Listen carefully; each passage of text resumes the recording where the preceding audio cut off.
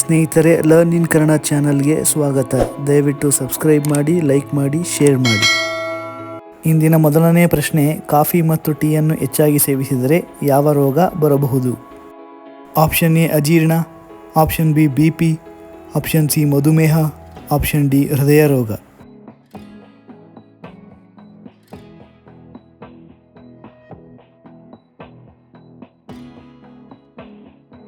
ಸರಿಯಾದ ಉತ್ತರ option C ಮಧುಮೇಹ. ಎರಡನೇ ಪ್ರಶ್ನೆ, ಫ್ರಿಜ್ನಲ್ಲಿರುವ ನೀರನ್ನು ಹೆಚ್ಚಾಗಿ ಕುಡಿದರೆ ಯಾವ ಸಮಸ್ಯೆ ಬರುತ್ತದೆ? ಆಪ್ಷನ್ ಎ ಶೀತ, ಆಪ್ಷನ್ ಬಿ ತಲೆನೋವು, ಆಪ್ಷನ್ ಸಿ ಹೃದಯ ಸಮಸ್ಯೆ, ಆಪ್ಷನ್ ಡಿ ಜ್ವರ.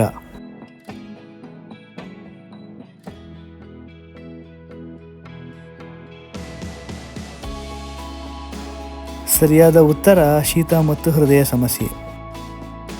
ಮೂರನೇ ಪ್ರಶ್ನೆ, ಕಲ್ಲಂಗಡಿ ಹಣ್ಣನ್ನು ಯಾವ ಕಾಯಿಲೆ ಇರುವವರು ತಿನ್ನಬಾರದು? ಆಪ್ಷನ್ ಎ ಲಿವರ್ ಸಮಸ್ಯೆ, option B sugar, option C ಶ್ವಾಸಕೋಶ ಸಮಸ್ಯೆ, ಆಪ್ಷನ್ ಡಿ ಮೂತ್ರಪಿಂಡ ಸಮಸ್ಯೆ.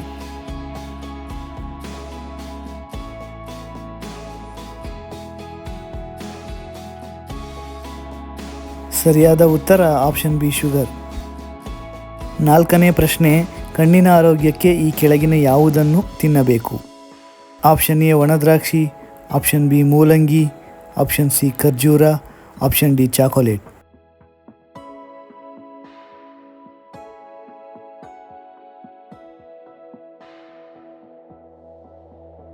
ಸರಿಯಾದ ಉತ್ತರ ಆಪ್ಷನ್ ಸಿ ಖರ್ಜೂರ. ಐದನೆಯ ಪ್ರಶ್ನೆ, ಬಿಸಿ ಹಾಲಿಗೆ ಬೆಲ್ಲವನ್ನು ಹಾಕಿ ಕುಡಿಯುವುದರಿಂದ ಏನಾಗುತ್ತದೆ? ಆಪ್ಷನ್ ಎ ತೂಕ ನಷ್ಟ, ಆಪ್ಷನ್ ಬಿ ತೂಕ ಹೆಚ್ಚುತ್ತೆ, ಆಪ್ಷನ್ ಸಿ ಸೌಂದರ್ಯ ಹೆಚ್ಚುತ್ತೆ, ಆಪ್ಷನ್ ಡಿ ಮೇಲಿನ ಎಲ್ಲವೂ.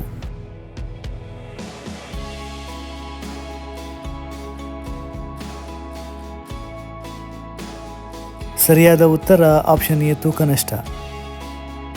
ಆರನೇ ಪ್ರಶ್ನೆ, ಈ ಕೆಳಗಿನ ಯಾವುದನ್ನು ಕುಡಿದರೆ ಮೆದುಳು ಚುರುಕಾಗುತ್ತದೆ?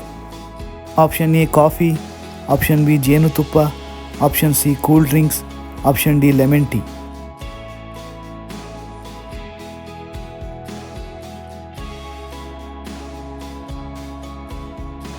ಸರಿಯಾದ ಉತ್ತರ ಆಪ್ಷನ್ ಡಿ ಲೆಮನ್ ಟೀ. ಏಳನೇ ಪ್ರಶ್ನೆ, ನಮ್ಮ ನರಮಂಡಲ ಹೆಚ್ಚು ಬಲಶಾಲಿಯಾಗಲು ಏನನ್ನು ಸೇವಿಸಬೇಕು? ಆಪ್ಷನ್ ಎ ಜೇನುತುಪ್ಪ, ಆಪ್ಷನ್ ಬಿ ಕೊಬ್ಬರಿ, ಆಪ್ಷನ್ ಸಿ ಒಣದ್ರಾಕ್ಷಿ, ಆಪ್ಷನ್ ಡಿ ಕಲ್ಲು ಸಕ್ಕರೆ.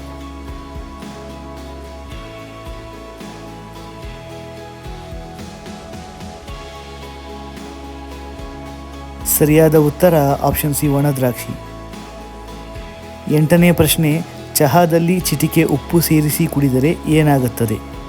ಆಪ್ಷನ್ ಎ ವಾಕರಿಕೆ, ಆಪ್ಷನ್ ಬಿ ಶಕ್ತಿ ಹೆಚ್ಚುತ್ತೆ, ಆಪ್ಷನ್ ಸಿ ತೂಕ ನಷ್ಟ, ಆಪ್ಷನ್ ಡಿ ತಲೆನೋವು ಕಡಿಮೆ.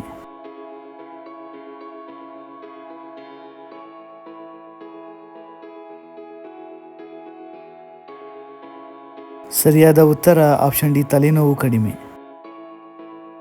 ಒಂಬತ್ತನೇ ಪ್ರಶ್ನೆ, ಗಂಟಲು ರೋಗ ನಿವಾರಣೆಗೆ ಯಾವ ಹಣ್ಣನ್ನು ತಿನ್ನಬೇಕು?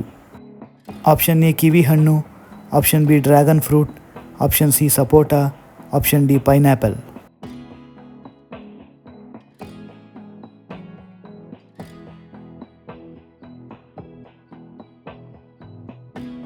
ಸರಿಯಾದ ಉತ್ತರ ಆಪ್ಷನ್ ಡಿ ಪೈನಾಪಲ್.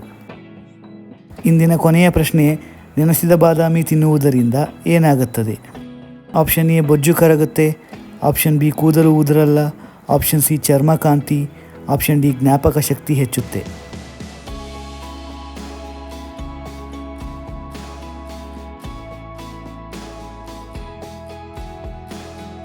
ಸರಿಯಾದ ಉತ್ತರ ಮೇಲಿನ ಎಲ್ಲವೂ.